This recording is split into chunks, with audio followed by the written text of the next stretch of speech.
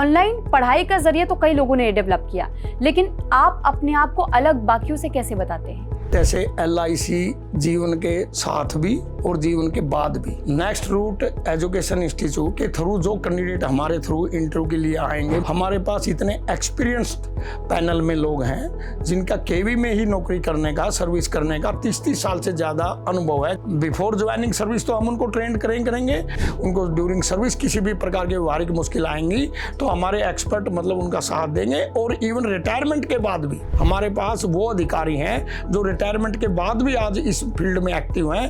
हमारी एक ये इच्छा है कि जो देश का बेस्ट टैलेंट है हम इसमें इनको रिटेन करें, और इसके लिए 8th पे कमीशन से लेंथी नेगोशिएशंस हुई है। जब आप ऑनलाइन क्लासेस देते हैं तो फिर उस वक्त थोड़ा सा चैलेंजिंग हो जाता है। स्पेशलाइज हम अरेंजमेंट करेंगे, हम पहले 2 या 3 हर कैंडिडेट को मॉक इंटरव्यू ऑनलाइन देंगे, उसके बाद एक फाइनल टच देने के लिए हम उनको एक जगह बुलाएंगे और हम उनको फिजिकल मोड में डायरेक्ट फेस टू फेस भी हम उनको एक इंटरव्यू देंगे। आप किन किन डिपार्टमेंट्स के लिए पूरी तैयारी करवा देंगे? हम स्कूल एरिया एजुकेशन में जो टीचर एम्प्लॉय होते हैं हम उन्हीं की तैयारी करवाएंगे, जैसे कि केंद्रीय विद्यालय संगठन में primary teacher, TGT trained graduate teacher and post graduate teacher, including vice principal and principals. Physical classes से ज्यादा फोकस ऑनलाइन क्लासेस पर रखा है, ऐसा क्यों? जगह जगह जो सेंटर्स हैं वो मुख्य शहरों में ही हैं। हर स्टूडेंट इतनी दूर तक ट्रैवल करके और वहाँ पे रहना खाना, ये सोचा कि ऑनलाइन जो मेथड है हमारे लिए वो सबसे बेस्ट है सब तक पहुँच बनाने के लिए। इसमें हमने सभी एक्सपर्ट्स जो रखे हैं और मेनली जो है रिटायर्ड पर्सन्स हैं।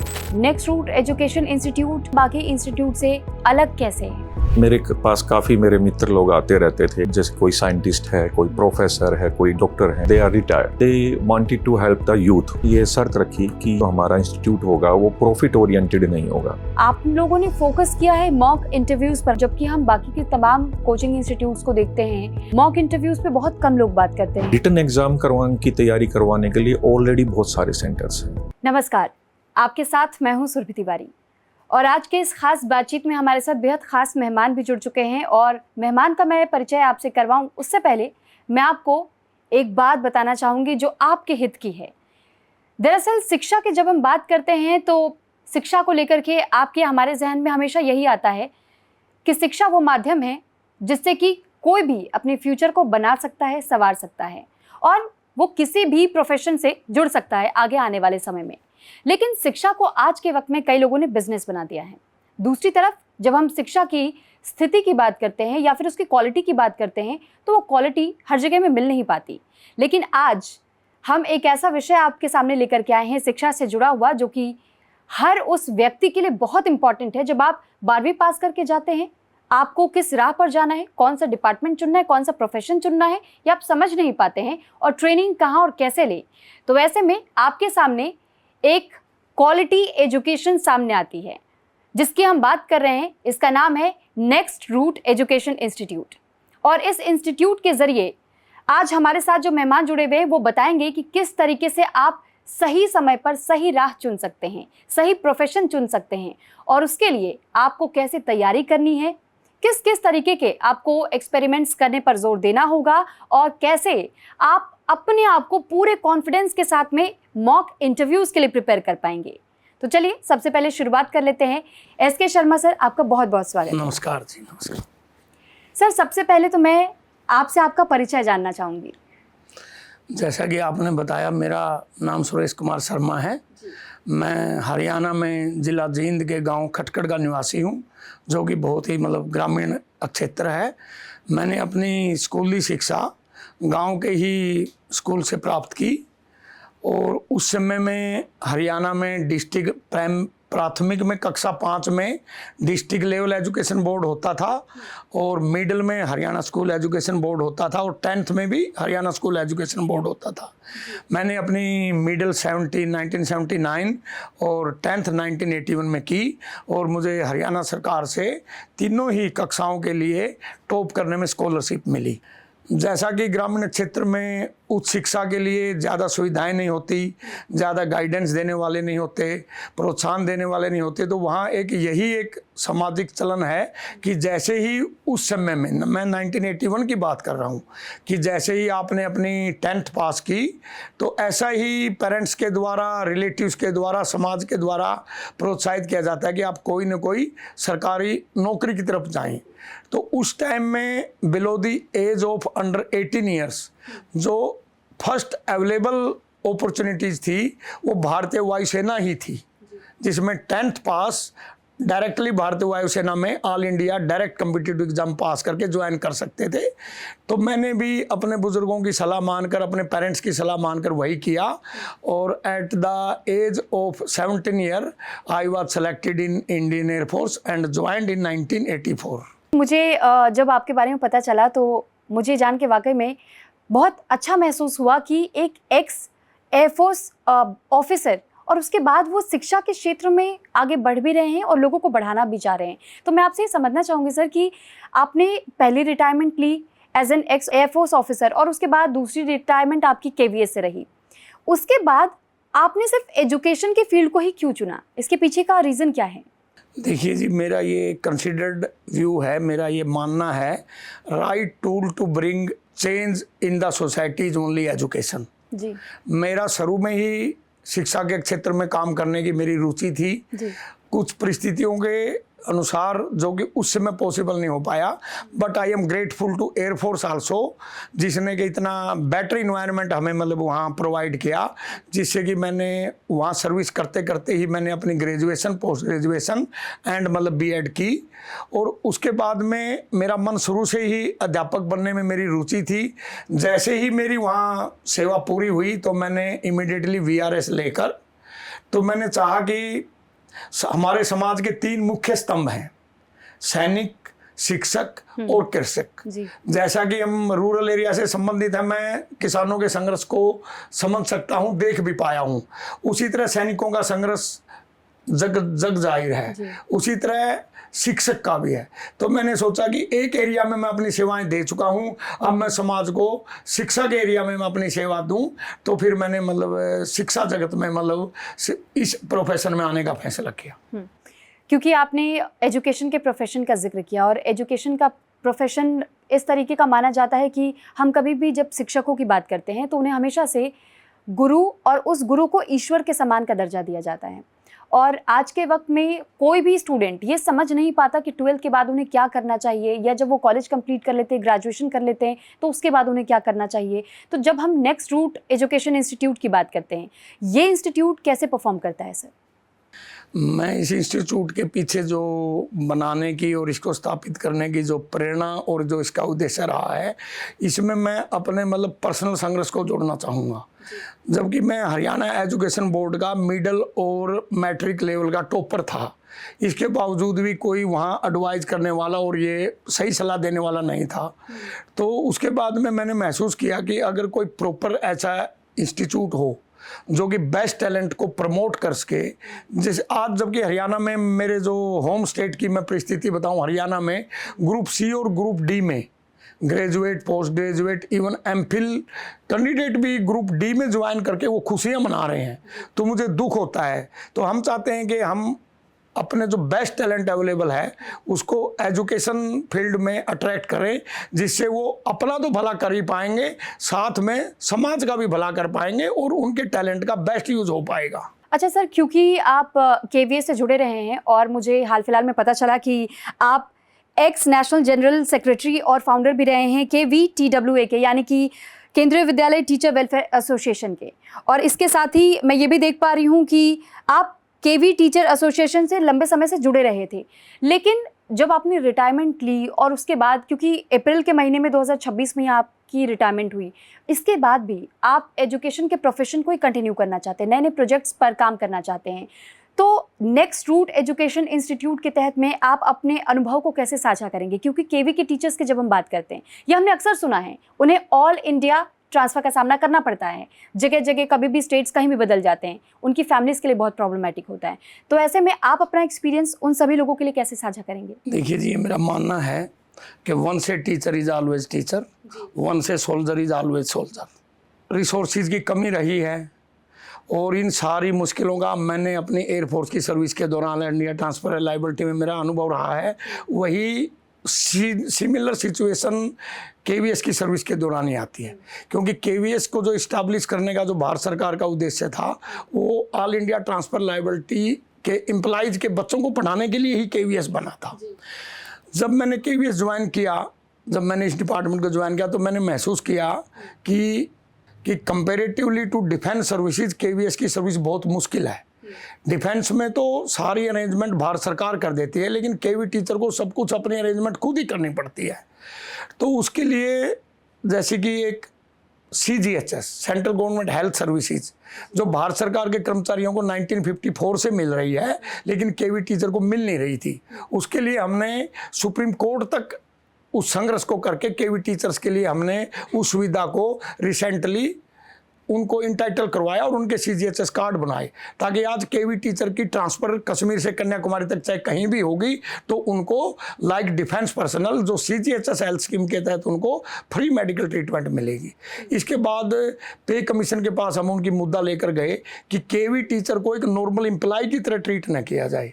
स्टेट गवर्नमेंट के टीचर की स्टेट में ट्रांसफ़र होती है, जबकि ये ऑल इंडिया ट्रांसफ़र लायबिलिटी के एम्प्लॉय हैं। इवन फॉरेन में भी केवी इस्टेब्लिश हैं, मॉस्को, काठमांडू, नेपाल, इन जगह, तो वहाँ पर भी इनको मौका मिलता था। तो इनका जो पे स्ट्रक्चर एंड ऑल है वो कंपैरेटिवली दूसरे एम्प्लॉय से ज़्यादा होना चाहिए। उसके लिए पहले ऑल इंडिया केंद्रीय विद्यालय टीचर वेलफेयर एसोसिएशन का गुड़गांव रीजन का जनरल सेक्रेटरी रहा। उसके तहत रहते समय हमने इनके अधिकारों के लिए बहुत संघर्ष किया, नेगोशिएशन से इनकी प्रॉब्लम सोल्व करवाई। लेकिन एक स्टेज पर मुझे लगा कि एक अलग से एक एसोसिएशन बनानी चाहिए। 2018 में मैंने अपनी ही एक एसोसिएशन रजिस्टर करवाई जिसका नाम है केंद्रीय विद्यालय टीचर वेलफेयर एसोसिएशन, जिसने अध्यापकों के हित के लिए बहुत काम किए और मैं अप्रैल 2026 तक मैं उसकी नेशनल जनरल सेक्रेटरी की रिस्पॉन्सिबिलिटी मैंने हैंडल की। क्योंकि सर आपने ये कहा कि उन तमाम केवी टीचर्स के बारे में आप खुद भी जानते हैं क्योंकि आप केवी से जुड़े रहे हैं, और ऐसे में जब हम केवी टीचर्स की बात करते हैं या आप एक्स एयरफोर्स ऑफिसर भी रहे, तो ऐसे में ये समझना और जानना बहुत ज़रूरी हो जाता है कि जिन हम इंडियन आर्मी या फिर इंडियन एयरफोर्स की जब भी हम बात करते हैं, इंडियन नेवी की हम बात करते हैं, तो हमने उन फैमिलीज़ की या उन बच्चों को हमने देखा है कि उन्हें ट्रांसफर्स का सामना बहुत ज़्यादा करना पड़ता है। उन्हें इक्वल स्तर पर वो एजुकेशन से पीछे ना रह जाए, उसके लिए केवी को स्टैब्लिश किया गया। लेकिन इसके साथ साथ में फिर भी उन पर एक मानसिक तौर पर भी प्रेशर रहता है कि वो क्या नए लोगों से उसी तरीके से मिल पाएंगे, वो उस एजुकेशन को कैचअप कर पाएंगे। पढ़ाने का ज़रिया बदल जाता है, किताबें तो वही रहती है लेकिन पढ़ाने का ज़रिया बदल जाता है। लेकिन जब नेक्स्ट रूट एजुकेशन इंस्टीट्यूट से अगर कोई जुड़ता है तो फिर ऐसे में उन्हें किस प्रकार की प्रशिक्षण दिए जाते हैं, कैसा एजुकेशन सिस्टम वहाँ पर काम कर रहा है? क्योंकि ऑनलाइन पढ़ाई का जरिए तो कई लोगों ने डेवलप किया, लेकिन आप अपने आप को अलग बाकियों से कैसे बताते हैं? मैं आपके थ्रू ये मैसेज देना चाहता हूँ कि जैसे LIC जीवन के साथ भी और जीवन के बाद भी, नेक्स्ट रूट एजुकेशन इंस्टीट्यूट के थ्रू जो कैंडिडेट हमारे थ्रू इंटरव्यू के लिए आएंगे, मॉक इंटरव्यू के लिए आएंगे, हमारे पास इतने एक्सपीरियंस्ड पैनल में लोग हैं जिनका केवी में ही नौकरी करने का, सर्विस करने का 30 साल से ज़्यादा अनुभव है, जिसमें हमारे पास एक्स प्रिंसिपल होंगे, एक्स AC जो एजुकेशन ऑफिसर्स होंगे, डिप्टी कमिश्नर होंगे, जो कि KVS हेडक्वार्टर की और रीजनल ऑफिस की पॉलिसी बनाने में भी रहे हैं। हमारे थ्रू जो कैंडिडेट आएंगे तो हम उनके बिफोर ज्वाइनिंग सर्विस तो हम उनको ट्रेंड करेंगे, ड्यूरिंग सर्विस उनकी जो वर्किंग के सर्विस के दौरान जो मुश्किलें आएंगी, प्रमोशंस के जो उनके एवेन्यू होंगे, उनको ड्यूरिंग सर्विस किसी भी प्रकार की व्यवहारिक मुश्किल आएंगी तो हमारे एक्सपर्ट मतलब उनका साथ देंगे। और इवन रिटायरमेंट के बाद भी हमारे पास वो अधिकारी हैं जो रिटायरमेंट के बाद भी आज इस फील्ड में एक्टिव हैं, तो हम इंश्योर करेंगे कि जो यंगस्टर्स, दूसरी बात मैं ये कहना चाहता हूँ, हमारे लिए जो चैलेंज आ रहे हैं आज के दिन कि आज बच्चे इंजीनियरिंग करके, मेडिकल करके, MBA करके और जो दूसरे एरियाज में जर्नलिज्म का कोर्स करके प्राइवेट सेक्टर्स की तरफ, प्राइवेट कंपनीज की तरफ और फॉरेन में सेटल होना चाहते हैं।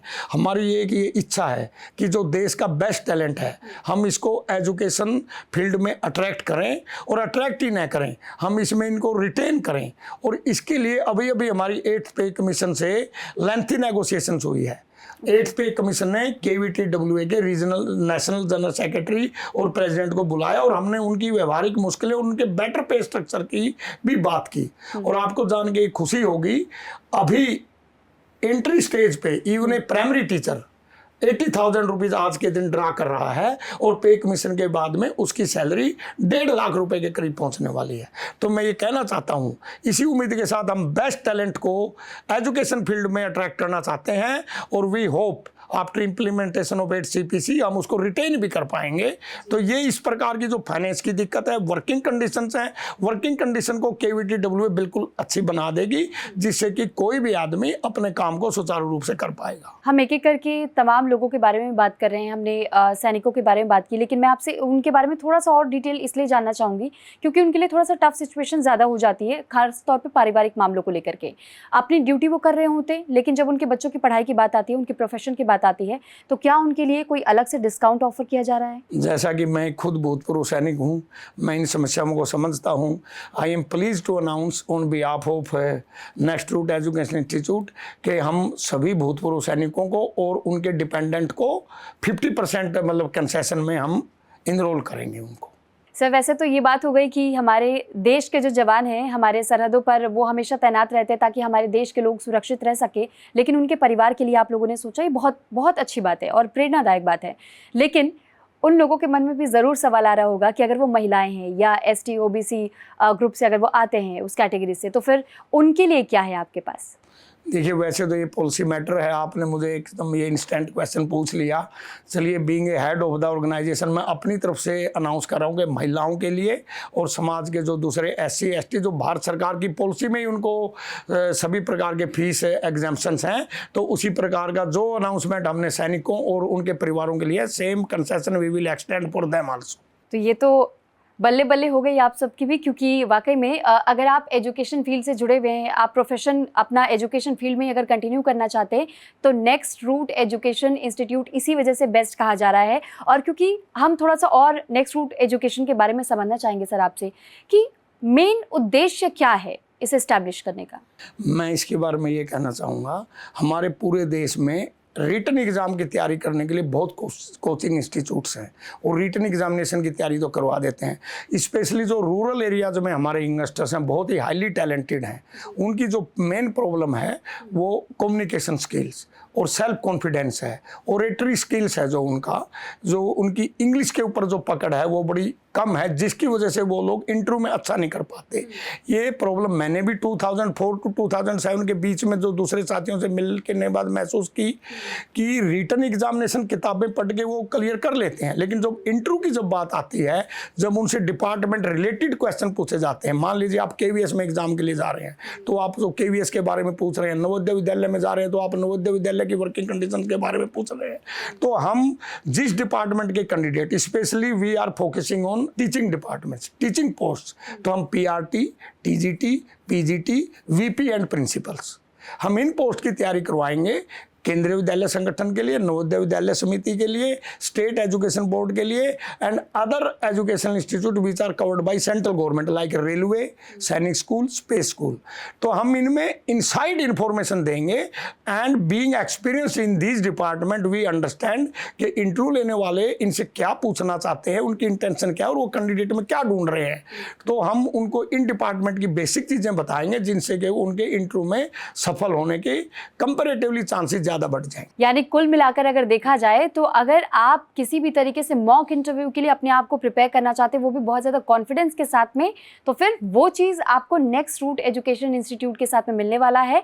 क्योंकि कई लोग, जैसे सर भी अभी बता रहे थे कि कई लोग इंटरव्यूज़ में जब अपीयर करते हैं तो वो लो कॉन्फिडेंस के साथ में जाते हैं, वो मॉक इंटरव्यूज़ को क्लियर नहीं कर पाते। रिटन तो क्लियर हो जाता है, लेकिन इंटरव्यू देने के लिए लोग घबराते हैं। तो ऐसे में उन्हें यहाँ पूरी तरीके से प्रिपरेशन करने में हेल्प होती है और उन्हें ये गाइडेंस दिया जाता है कि आप कैसे मॉक इंटरव्यूज़ का सामना करें। अब सर, क्योंकि हम एजुकेशन फील्ड की जब बात हम कर ही रहे हैं, तो हमने अक्सर ये देखा है कि हम स्कूलों में पढ़ाई करते हैं, कॉलेज में पढ़ाई करते हैं, ये कहते हैं कि आमने सामने पढ़ाना एक अलग चीज़ होती है, जब आप ऑनलाइन क्लासेस देते हैं तो फिर उस वक्त थोड़ा सा चैलेंजिंग हो जाता है। क्या आप भी ये महसूस करते हैं, क्योंकि ऑनलाइन क्लासेस की आप लोग भी शुरुआत कर रहे हैं, क्या क्या चैलेंजेस उसमें फेस करना पड़ जाता है? ऑनलाइन में रिमोट एरिया तक पहुंचने में कई बार कनेक्टिविटी की प्रॉब्लम होती है, कई बार हमारे इक्विपमेंट इतने अपडेटेड नहीं होते हैं, लेकिन हम पूरी तरह प्रयत्न करेंगे, स्पेशलाइज हम अरेंजमेंट करेंगे। हमारी जो बेसिक प्लान है, अभी इनिशियल प्लान है कि हम पहले 2 या 3 हर कैंडिडेट को मॉक इंटरव्यू ऑनलाइन देंगे, उसके बाद एक फाइनल टच देने के लिए हम उनको एक जगह बुलाएंगे और हम उनको फिजिकल मोड में डायरेक्ट फेस टू फेस भी हम उनको एक इंटरव्यू देंगे, एक इंटरव्यू की तैयारी करवाएंगे। और मैं थोड़ा सा ये आपको ये कहना चाहता हूँ कि ये बड़ी बेसिक चीज़ें हैं। KVS इंटरव्यू के लिए कोई प्रिंसिपल के इंटरव्यू के लिए जा रहा है, कोई वाइस प्रिंसिपल के लिए जा रहा है, कोई हेडमास्टर के लिए जा रहा है, अगर आज के दिन उनसे ये उन्होंने रिटन एग्जाम क्लियर किया टायर 1 एंड टायर 2, लेकिन उनको ये पूछ ले कि आज के दिन KVS के कमिश्नर कौन है, तो वो इसको बता नहीं पाते। कितने रीजन है KVS में, ट्रांसफर्स के रूल क्या है। रही बात जो ट्रांसफर की दिक्कत है, हमारे साथ वो लोग इस एजुकेशन से जो रिटायर्ड है एम्प्लॉय वो जुड़े हुए हैं, जो कि एसोसिएशंस में एज NGO काम कर रहे हैं और वो KVS की पॉलिसीज को इन्फ्लुएंस करेंगे अपने वर्किंग की वजह से। तो एम्प्लॉय फ्रेंडली ट्रांसफर गाइडलाइन बनाने में भी हम पूरी तरह से सहयोग देंगे उनको। और ये बेसिक चीज़ें जो उनको पता होगा कि मैं KVS में सर्विस करने जा रहा हूँ, उनको KVS के इतिहास के बारे में पता होगा, KVS की फंक्शनिंग के बारे में पता होगा, KVS की स्ट्रक्चर का पता होगा, तो comparatively they will get advantage. ठीक है SK शर्मा सर, मैं आपसे थोड़ा सा और ब्रीफ इस बारे में चाहूँगी ताकि हमारे ऑडियंस को भी ये बात पता चल सके जो आपके इंस्टीट्यूट से कनेक्ट करना चाहते हैं, तो फिर उन्हें ये भरोसा कैसे दिलाया जाएगा कि आप बिल्कुल सही जगह पे हैं, बिल्कुल सही गाइडेंस के अंडर है। कौन कौन लोग इस वक्त आपके साथ में जुड़े हुए हैं, उनके बारे में भी ज़रा जानकारी हम चाहेंगे आपसे। हमारे पैनल के अंदर हमने बहुत ही eminent educationist who are serving in the private institutes और who are retired from KVS, deputy commissioner level के लोग हैं और प्रिंसिपल हैं, वाइस प्रिंसिपल हैं, हेड मास्टर्स हैं। पूरे पैनल को तो हम डिक्लेयर कर देंगे विद इन ए वीक, लेकिन मैं ये विश्वास दिलाता हूँ कि हमारे साथ बहुत ही एक्सपीरियंस लोग हैं जिनका एजुकेशन में एडमिनिस्ट्रेटिव पोस्ट पर भी और टीचिंग पोस्ट पर भी काम करने का लंबा चौड़ा अनुभव है। उनसे इंटरेक्शन करने के बाद में, face to face and online में करने के बाद में, हमारे कैंडिडेट खुद महसूस करेंगे कि ये एक एक्स्ट्रा ऑर्डिनरी इंस्टीट्यूट है और इस एरिया में देश में काम करने वाला only for the preparation of interview education में आज तक इस प्रकार का कोई इंस्टीट्यूट नहीं है। ये पहल नेक्स्ट रूट एजुकेशन इंस्टीट्यूट ही कर रहा है and we are fully confident in the first year we will create landmark achievement. क्योंकि SK शर्मा सर से जब हम बातचीत कर रहे हैं और उन्होंने इस बात पर वाकई हम सबको ध्यान देने पर मजबूर कर दिया कि आप किसी भी इंस्टीट्यूट की ओर अगर देखेंगे तो आपको रिटन एग्ज़ाम्स के लिए तो पूरी तैयारी करवाई जाती है, लेकिन मॉक इंटरव्यू में अपीयर करना वो आप पर छोड़ दिया जाता है। लेकिन यहाँ वो चीज़ नहीं होगी, यहाँ प्रॉपरली आपको गाइडेंस मिलेगा कि मॉक इंटरव्यूज़ में आपको कैसे अपीयर करना है। और क्योंकि सर इंटरव्यूज़ की हम बात करते हैं, प्रिपरेशंस की जब हम बात करते हैं, तो एक चीज़ ज़रूर हर किसी के जहन में आता है कि हम किसी भी इंस्टीट्यूट को अगर हम ज्वाइन करते हैं तो फिर वो एक बार व्यक्ति अपना जेब ज़रूर टटोलता है कि कहीं ऐसा तो नहीं कि बहुत ज़्यादा हमें खर्चा करना पड़ जाए, क्या ये अफोर्डेबल है या नहीं, हमारे लिए कितना अच्छा है कितना नहीं है। तो फिर वो कई सारे थॉट्स उनके दिमाग में, इस वजह से भी वो कई बार अपनी स्टेप बैक ले लेते हैं क्योंकि फीस वहाँ की बहुत ज़्यादा होती है। तो मैं आपसे इस बारे में भी जानना चाहूँगी, नेक्स्ट रूट एजुकेशन इंस्टीट्यूट क्या अफोर्डेबल है हम सभी लोगों के लिए? नेक्स्ट रूट एजुकेशन इंस्टीट्यूट को इस्टाब्लिश करने के पीछे जो हमारा एम और जो हमारी प्रेरणा रही है, हमारा मेन उद्देश्य है समाज का कल्याण ही रहा है। स्पेशली जो टायर 2 सिटी और अर्बन और रूरल एरियाज़ के जो यंगस्टर्स हैं जिनको इस प्रकार की सुविधाएं नहीं मिल पाती, उसके लिए फ़ीस हमने बहुत ही नॉमिनल रेट पर रखी है और उसके बाद में हम ड्यू कंसेशन भी देने जा रहे हैं। किसी भी हालत में एक कैंडिडेट की फ़ीस इंक्लूडिंग रजिस्ट्रेशन फ़ीस 4 से 5 हज़ार रुपये से ज़्यादा नहीं होगी। तो ये आपने सुना कि अगर आप इस इंस्टीट्यूट के साथ में जुड़ते हैं और अपने प्रोफेशन को बूस्ट अप करना चाहते हैं, अपने कॉन्फिडेंस को बूस्ट करना चाहते हैं, तो फिर ये बिल्कुल सही जगह है और साथ ही साथ आपके जेब पर भी बहुत ज़्यादा असर नहीं डालेगा। और इसी के साथ में सबसे अच्छी गाइडेंस आपको यहाँ इसलिए भी मिलेगी क्योंकि ये सभी डेजिग्नेटेड रिटायर्ड वो टीचर्स आपको मिलेंगे, वो अपना एक्सपीरियंस अपने गाइडेंस के तहत में आपके साथ में साझा करेंगे ताकि आपका कॉन्फिडेंस लेवल और ज़्यादा बूस्टअप हो सके। सर, क्योंकि हमने फ़ीस के बारे में डिस्कशन कर लिया है, फ़ीस स्ट्रक्चर क्या होगा, कैसे ज्वाइनिंग हो सकती है अब, लेकिन मैं थोड़ा सा आपसे अब ये भी समझना चाहूँगी कि सिर्फ इसी इंस्टीट्यूट पर भरोसा क्यों किया जाए, क्योंकि बहुत सारे इंस्टीट्यूट हैं, तो इस बारे में मैं आपसे जानना चाहूँगी। देखिए जी, मैं आपको ये पहले भी बता चुका हूँ, अभी मैं फिर बताना चाहता हूँ कि मैंने व्यवहारिक रूप से कैंडिडेट से बहुत बात की है, जो सेलेक्ट भी हुए हैं और जो सेलेक्ट नहीं हो पाए। कई बार इतनी ओड सिचुएशन बन जाती है कि मान लीजिए आप केवी में प्राथमिक अध्यापक के इंटरव्यू के लिए गए हैं, even though you are qualified, well educated, BEd भी हैं आप, एमएड भी हैं, लेकिन आप KVS wanted to select those candidate who suit their requirements. तो जब वो पूछते हैं कि आप केवी में प्राइमरी टीचर के इंटरव्यू के लिए आए हैं, आप टीजीटी एसएसटी के इंटरव्यू के लिए आए हैं, तो केवी में प्राइमरी में कौन कौन से सब्जेक्ट पढ़ाए जाते हैं, उस टाइम में हमें देखा है कि कैंडिडेट बहुत ही एक ओड सिचुएशन में फंस जाता है। फिर एग्जैक्ट नॉलेज न होने से फिर वो कुछ जनरल सब्जेक्ट बोलता है वो, जबकि वो बोलता है वहाँ इंग्लिश पढ़ाई जाती है, हिंदी पढ़ाई जाती है, मैथ पढ़ाया जाता है, साइंस पढ़ाया जाता है, जबकि ये वहाँ पढ़ाए नहीं जाते हैं। वहाँ पर क्लास 2 तक का अलग सिलेबस है, क्लास 3 to 5 का अलग सिलेबस है, 6 to 8 का सिलेबस है। तो हम बताएंगे वहाँ कैंडिडेट को स्पेसिफिकली कि प्राइमरी में English, Hindi, math only up to class 2 and 3rd to 5th एक another subject is added that is called the things around us. It is the change name of science. और दूसरे जो subjects हैं वहाँ cocurricular activities के through activity based teaching की जाती है।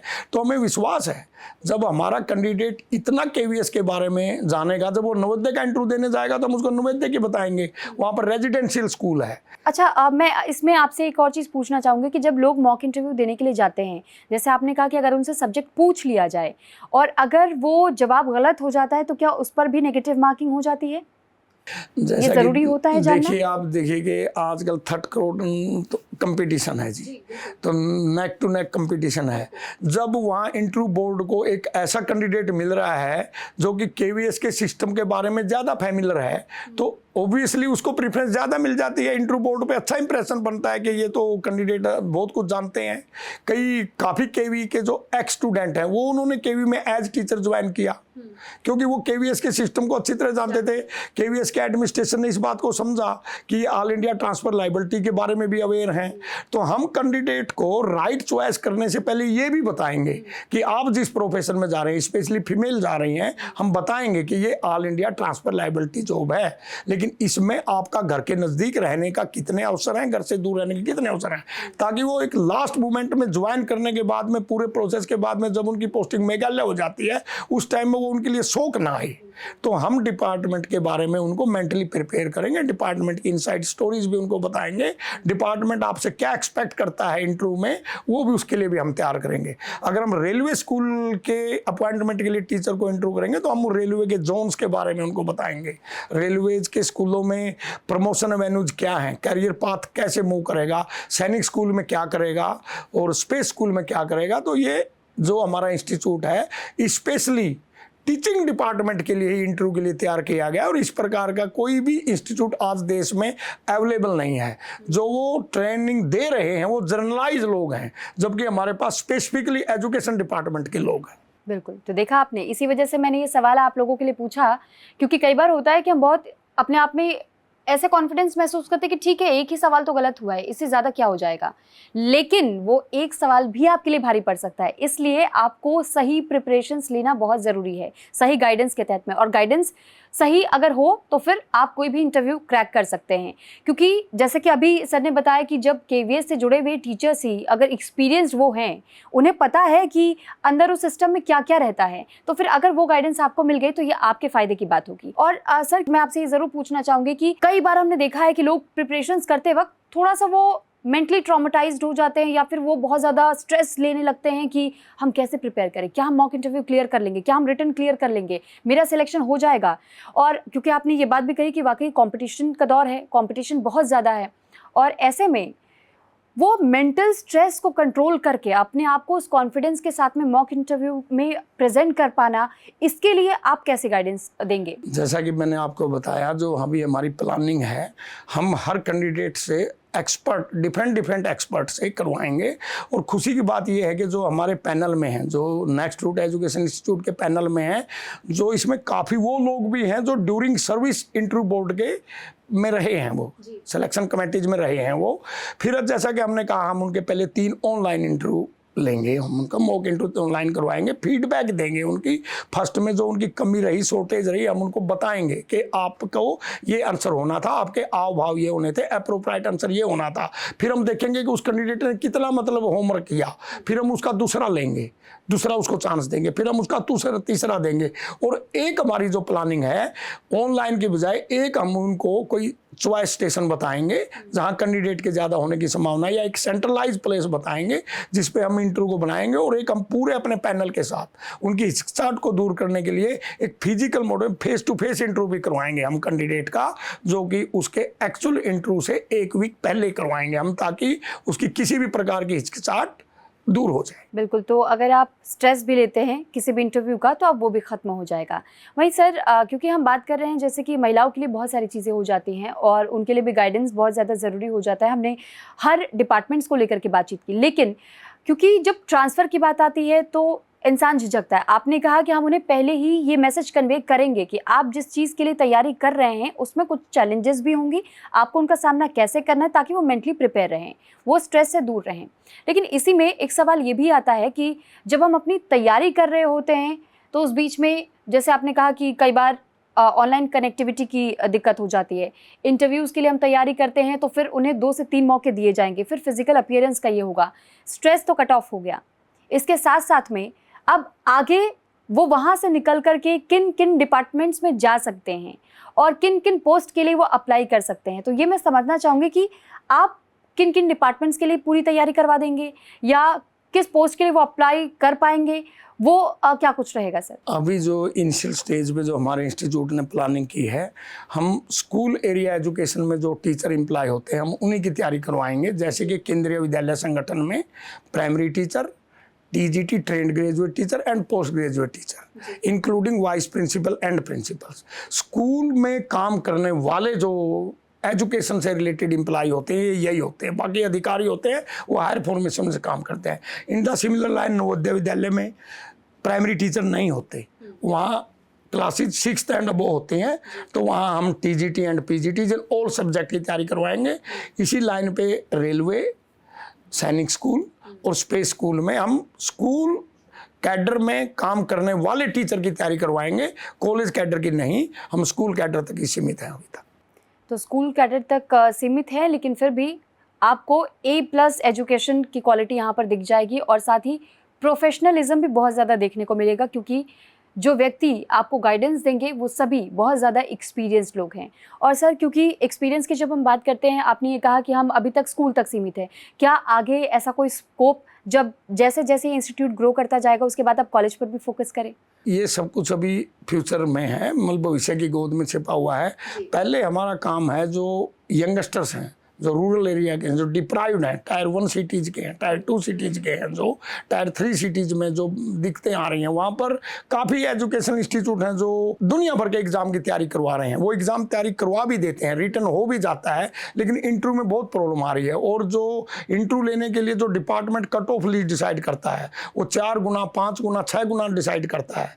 तो हम चाहते हैं कि एक बार हम मतलब कॉन्फिडेंस के साथ में हमारे कैंडिडेट के अंदर हम इतना मतलब उनको मोटिवेट करें कि उनको इंटरव्यू में सफलता मिले। उसके बाद में फिर जैसा भी होगा आगे की भविष्य नीति हमारे जो बोर्ड डिसाइड करेगा, हमारी गवर्निंग बॉडी डिसाइड करेगी। लेकिन अभी प्रेजेंटली हम टीचिंग डिपार्टमेंट में ही फोकस हैं। जैसा कि मैंने आपको पहले भी कहा, we feel that education is the right tool to bring social change. और ये जो हमारे यंगस्टर्स हैं जो दूसरे प्रोफेशंस की तरफ जा रहे हैं, एजुकेशन डिपार्टमेंट जब तक बेस्ट टैलेंट देश का नहीं आएगा और हम उसको रिटेन नहीं कर पाएंगे तो ये हमारा समाज भी आगे नहीं बढ़ेगा। तो अभी हम फोकस एजुकेशन में ही है। ठीक है, तो ये बहुत अच्छी बात कही उन्होंने, क्योंकि देखिए हर चीज़ का स्कोप तो होता है लेकिन समय के साथ में, और इसी वजह से पहले जब शुरुआत किया है, पहला स्टेप लिया गया है, तो उम्मीद यही की जाएगी कि आप भी पहला स्टेप बहुत सोच समझ करके लीजिए और राइट गाइडेंस के अंदर अपने प्रोफेशन की तैयारी कीजिए। क्योंकि सर कुछ स्टूडेंट्स ऐसे भी होते हैं जो कि टीचिंग प्रोफेशन से जुड़े रहना चाहते हैं, लेकिन उनका भी अपना ख्वाब होता है कि हम सिर्फ भारत में ही रहकर नहीं बल्कि भारत से भी अगर हमें बाहर जाने का मौका मिले तो भारत की शिक्षा पद्धति को हम आगे भी बढ़ाएं। क्या उनके लिए भी कुछ खास है? हमारे जो केंद्रीय विद्यालय संगठन इस देश का एक पहला ऐसा डिपार्टमेंट है जिसके विद्यालय दूसरे देश में भी हैं। तो हमारे जो केवी टीचर हैं, जो एक्स्ट्रा ऑर्डिनरी हैं, टैलेंटेड टीचर हैं, इनको दूसरे देशों में भी केवी जो सिचुएटेड हैं वहाँ जाके इनको पढ़ाने का मौका मिलता है।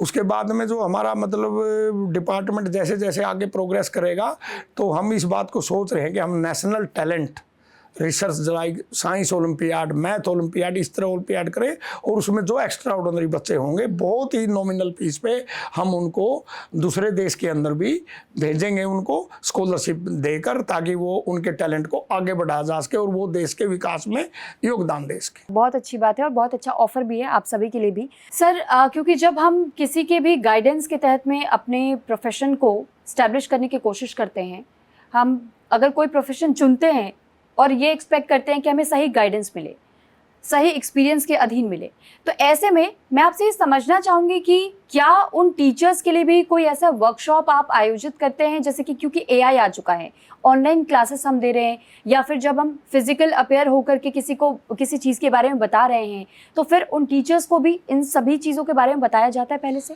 बिल्कुल जी, उनको अपडेटेड रखने के लिए हम बिल्कुल इस प्रकार के वो इंटरव्यू के मॉक इंटरव्यू कंडक्ट करने वाले हमारे पूरे पैनलिस्ट की एक वर्कशॉप कंडक्ट करेंगे, जिससे उनसे बदलते हुए ज़रूरत, राष्ट्रीय शिक्षा नीति और ये जो भी मतलब नए नए कार्यक्रम भारत सरकार के आ रहे हैं, ताकि हम स्टूडेंट्स को अपडेटेड कर सकें, हम हमारे पैनलिस्ट की एक वर्कशॉप कंडक्ट करेंगे जिससे कि उनको इक्विप्ड किया जा सके लेटेस्ट चीज़ों से। तो अब तक हमने SK शर्मा सर को सुना, जो कि नेक्स्ट रूट एजुकेशन इंस्टीट्यूट के को फाउंडर है, लेकिन अब हम बात करते हैं नेक्स्ट रूट एजुकेशन इंस्टीट्यूट के फाउंडर और चेयरमैन यानी कि सुनील हुड्डा जी से। सुनील हुड्डा सर, बहुत स्वागत है आपका। बहुत बहुत धन्यवाद, आपने मुझे यहाँ बुलाया। हमने क्योंकि अभी तक SK शर्मा सर से जब बातचीत की, हमने ये समझा कि नेक्स्ट रूट एजुकेशन इंस्टीट्यूट काम कैसे करता है, लेकिन इसमें मैं आपका रोल भी समझना चाहूंगी, आपका परिचय मैं आपसे ही जानना चाहूंगी। जी, मैं एक बड़ा ही साधारण से परिवार से आया हूँ। मैं हरियाणा में रोहतक ज़िले से बिलोंग करता हूँ और कृषक परिवार से आया हूँ, और मेरा जो एजुकेशन हुई है वो मुख्यतः स्टार्टिंग की सब वही रोहतक से हुई है, गांव के स्कूल से हुई, और उसके बाद फिर मैंने अपना बैचलर्स और मास्टर्स डिग्री अपनी साइकोलॉजी में की है। ये मेरा नॉलेज है। और दूसरा, मैंने 2012 में मैंने संन्यास लिया था, तो मैं एक मॉन्क भी हूँ, एक सन्यासी भी हूँ। और अभी इस इंस्टीट्यूट में मेरा जो मेन काम है वो यहाँ इंस्टीट्यूट की टेक्निकलिटीज़ को हैंडल करना है, IT वर्क को देखना है और साइकोलॉजिकल एस्पेक्ट को देखना है।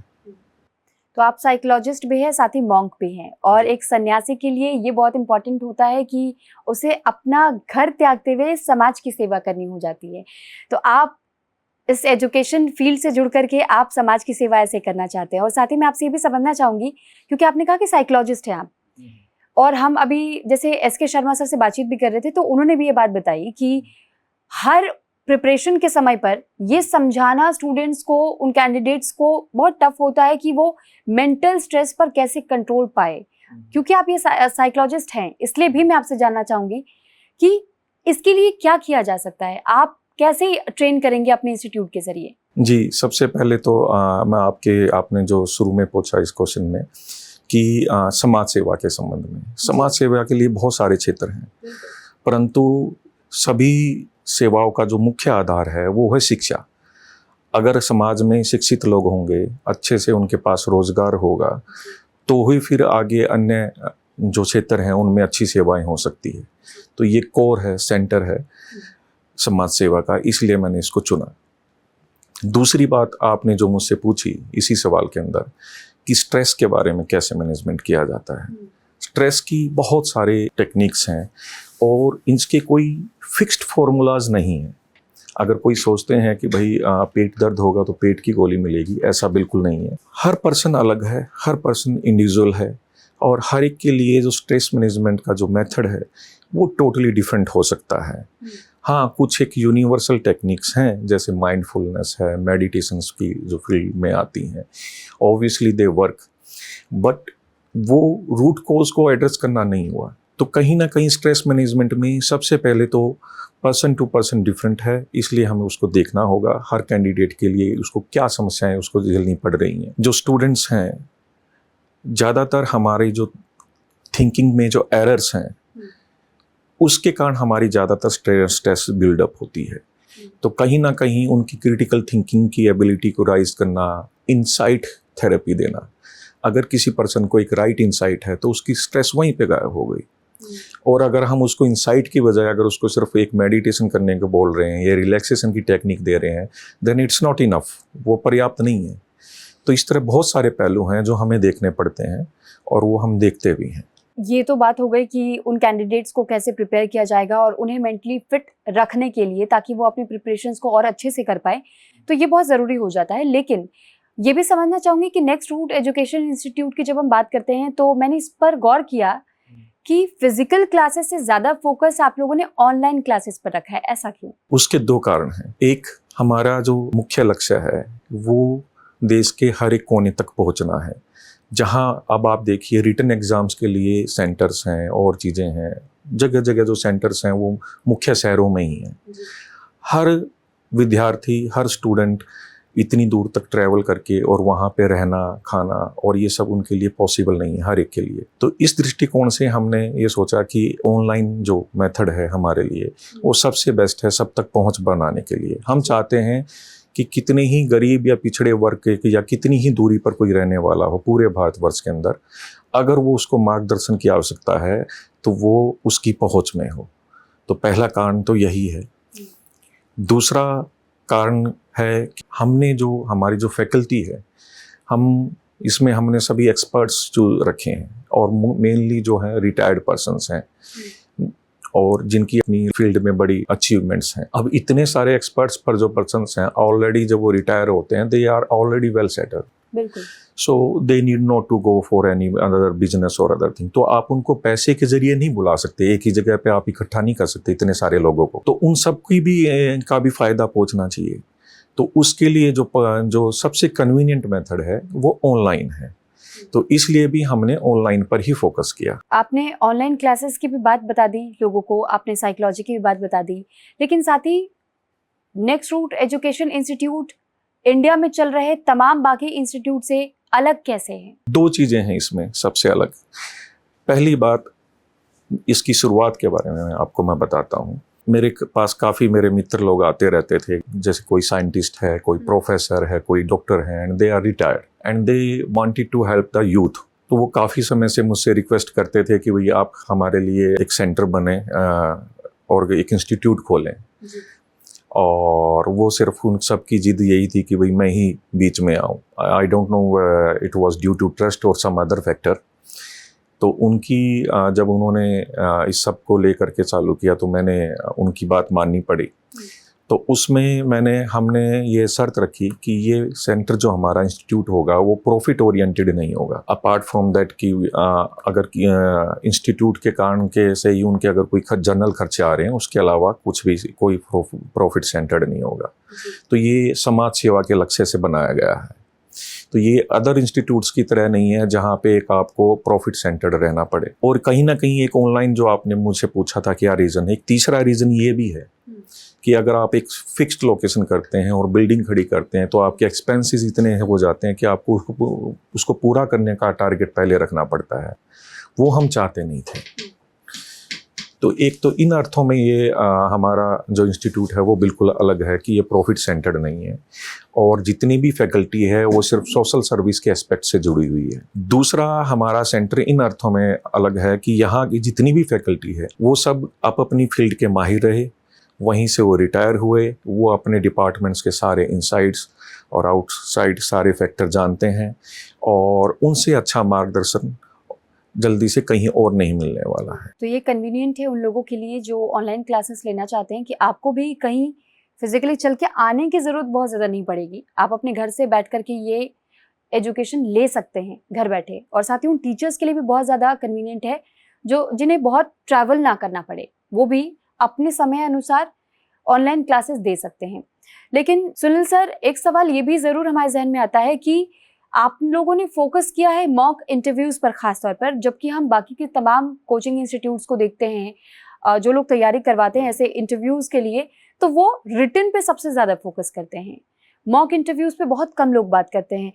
लेकिन ऐसे इंस्टीट्यूट अब तक है नहीं, तो आपने सिर्फ मॉक इंटरव्यूज पे खास फोकस क्यों किया? देखिए, पहली बात तो ये है कि ऐसा नहीं है कि हमारा मेन जो फोकस है वो सिर्फ मॉक इंटरव्यूज पर है। आगे चल के रिटर्न पर भी आएगा और चीज़ों पर भी आएगा। बट आप जो मॉक इंटरव्यू पर हमने सबसे पहला फोकस क्यों रखा, स्टार्टिंग वहाँ से क्यों की है, उसका कारण है रिटर्न एग्ज़ाम करवाने की तैयारी करवाने के लिए ऑलरेडी बहुत सारे सेंटर्स हैं।